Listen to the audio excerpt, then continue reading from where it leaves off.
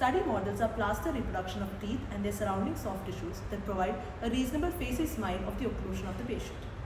Study models or casts have a permanent role in diagnosis and treatment planning as an essential diagnostic aid. Parts of the study model. Now, the study model has two major portions, an anatomic portion and an artistic portion. Anatomic portion is the replica of the patient's teeth and supporting structures that are obtained by impression. It's further divided into the tooth portion and soft tissue portion. Artistic portion.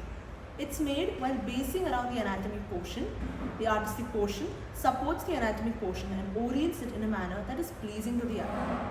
The ratio of anatomic portion to the artistic portion is 2:1, and the ratio of the tooth portion, soft tissue portion, as well as the anatomic portion is 1:1:1. Now, what are the uses of a study model? Study model provides a 3D record of all the teeth and the supporting structures.